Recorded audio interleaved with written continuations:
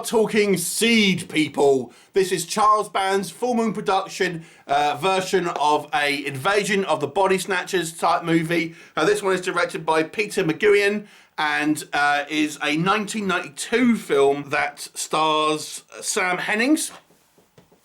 So, as I've mentioned, this is kind of reminiscent of the movie Invasion of the Body Snatchers. It focuses on this small, kind of rural farming town.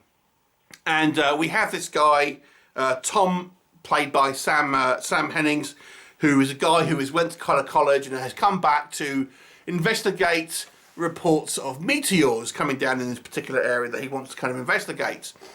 However, these meteors seem to have brought upon this small rural town alien invaders in the form of the Seedpeople, literal seeds that have come down that host an alien menace which is able to kind of take over people and kind of disguise themselves to look like humans, and then can affect other humans and ultimately kind of brainwash them to do their bidding. What'll happen? You'll have to watch the movie to find out. One of the things that first attracted me about this movie back in the good old days of the VHS was the artwork here on the cover. You know, I'm a sucker for good artwork and, you know, cool looking monsters, and I remember I wanted to see this when it was out on VHS because it had cool looking monsters on it. Again, it's a Full Moon production that takes its cues from another property. Obviously, as I've mentioned, this one, Invasion of the Body Snatchers. They, you know, mockbusters have a long line in history ultimately. But what can I say that kind of works in this movie's favour? The actual film is a slower paced Full Moon production because they tend to be very kind of rushed productions in a lot of cases. But this one seems it has a little bit more of a slower pace. I think, again, because its main influence is the Invasion of the Body Snatchers, and that was never kind of an action, fast-paced movie. And I think this one benefits from copying that motif and therefore having a kind of a slow building paranoia and things like that.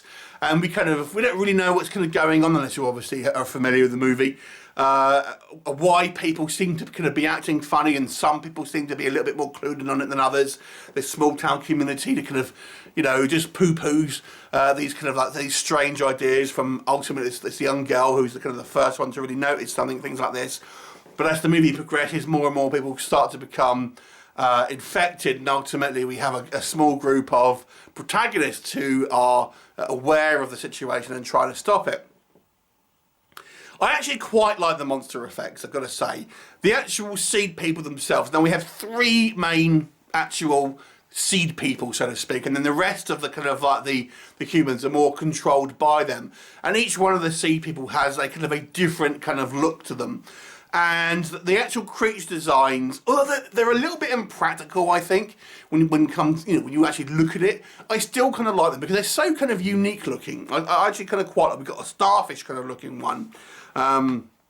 We've got like a flying one that kind of looks like a flying bean, and then we have this one which I think might be played by an amputee who kind of moves around with kind of like these arms and things like that. But I gotta say, I kind of like the design. They're so sort of fun looking and kind of waddle around. They kind of ball up to roll a bit like kind of critters almost. I kind of quite liked them. I actually quite like the gore effects there. There's also some more subtle effects in regards to when the people are kind of being taken over. You'll see kind of like veins sort of pulsating on their neck and things like that. So I thought the effects work here was fun, if not a little impractical in reality. And we kind of see these you know, all these sort of massive seeds being kind of like produced by this large meteor that has kind of crashed on Earth and things like that. Again, it's quite a kind of a neat visual, and all these kind of like people being controlled by it. Again, it's an image that you've seen before, but I think it's actually directed relatively well here. I think the cast is somewhat likeable, and it seems they've kind of tried to cast somewhat little older actors and more kind of your average Joes here, rather than your typical kind of teens and just things like that, and young adults banging around in their six packs and stuff like that. What doesn't work for me, again, it's a movie that is derivative of another one, so we have to kind of take that into consideration. For me, Sam Hennings is our main kind of actor here, our hero, our protagonist. I got to be honest with you, I thought his acting was quite weak. His reactions to things, when he sees ultimately for the first time that they're aliens, the first time he sees it, he's just kind of like, what? Huh?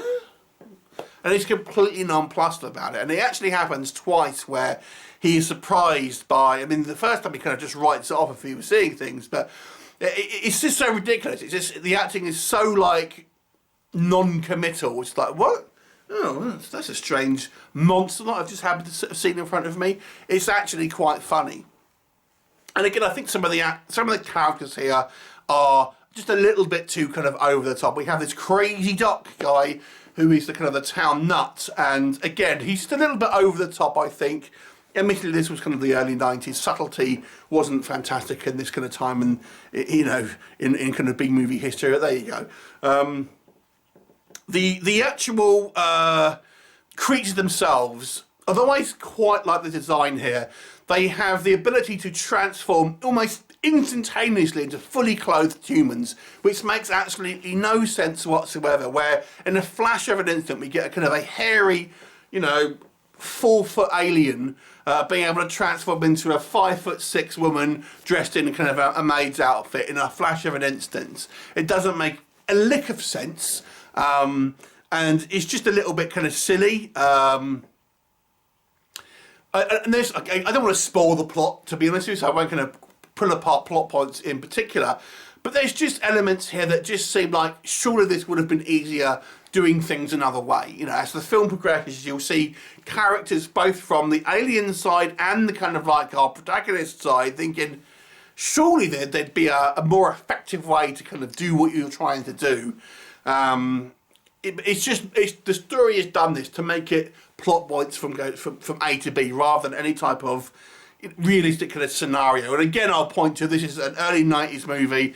Subtlety, you know, it was just in the wind at these times. It's good old Full Moon Productions. They just kind of like ignore realistic portrayals of things, whatever. But there you go. It's quite a fun movie and a little bit of a fun cheesy slice of, you know, a Body Snatchers kind of rip-off that has a little bit more grotesque monsters. One of the things I do like about this movie is when we see our three kind of seed people pollinate their victims, and they kind of spray all this stuff on them. You know, it's the actual tree where they kind of are hanging from. Those sequences when they're kind of like hosing down their victims to take over, I thought was actually done quite well and looks kind of quite gross. That to me was probably the best sequences in the movies. But it's ultimately somewhat forgettable. I would say it's kind of pretty much a bang on average movie, to be honest with you. It's never quite as thrilling as this artwork makes out, to be honest. And I think maybe a little bit kind of slow for some people, although I think actually that maybe works in the movie's favour to a certain degree. Relatively average. I'll give this one a 5 out of 10. Have you seen it? What did you think of it? Leave me a comment and I'll look forward to seeing you next time. Bye for now.